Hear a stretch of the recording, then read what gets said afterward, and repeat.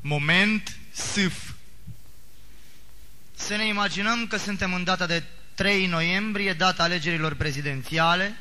Cu toții am fost la vot astăzi, nu-i așa? Uitați-vă pe buletin, că aveți ștampila. Am ales din sutele de candidați la președinție unul singur, indiferent cine este același. Și noului președinte ales îi dorim din suflet un montaj literar muzical. Cu demnitate, băieți, vă rog. Sunt mândru că am votat, dar nu țin minte pe cine, căci pe listă mulți au fost. Sunt mândru că a ieșit el președinte, dar mai presus sunt mândru că sunt prost.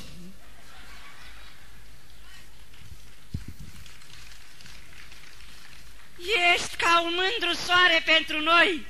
În fața noastră tot mereu să mergi, de chinuri să ne scapi și de nevoi, și după ce ne scapi să ne și ștergi.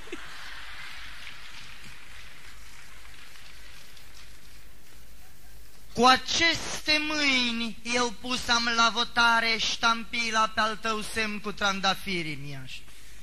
Cu aceste mâini și nu mai știu cu care să-mi fac de bucurie harakiri mi-aș. Te vei vota corect ca înainte pe cine vrei din lista ce va fi. Să nu te miri că noul președinte va sta la Cotroceni și va zâmbi. Și ca să nu se măsluiască dorința întregului popor, vin să-i să locuiască alesul nostru cu alesul lor. Haideți la urne cu toții să-l votăm, și cui nu-i place să ne pupe unde stăm. Haideți la urne să iasă în primul tur și cu cuveaua să ne pupe drept în... Următorul! Mesajul lucrătorilor pecoiști. Cu pompe și din pompe ți oferim benzina noastră ca să faci naveta. Cu ea apoi pe corp să te stropim și să rânjim la tine cu bricheta. Mesajul bețivilor. Pădățărâ, de tine nu mă scutur, că tu ești partenera mea de șpriț. Un singur gând am, să mi te fluturi și să te bag la loc la mine în șliț. Mesajul astronauților. Pentru conștiința voastră comunistă, eu vă salut de aici de printre astre, căci pentru voi un singur loc există, gaura neagră a mămicuței voastre. Hai pensionarii de la patrie, ca să-l votați cu toți pe Ion, că un carpat vă veți lua din pensie și un cârnat să-l mâncați pe peron, și un cârnat să-l mâncați pe peron. Voi nu vedeți că-i porcherie, la urne ați ales.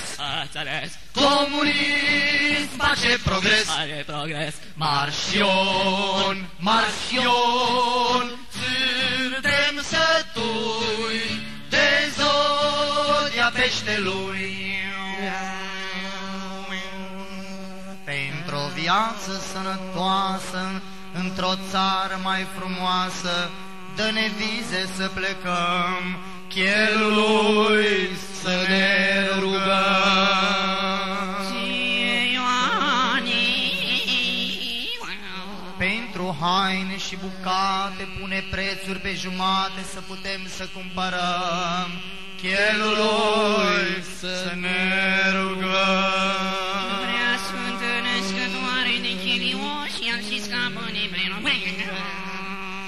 Dacă somalezii vor să-l aleagă șeful lor, nu putem să refuzăm, chelului să ne rugăm.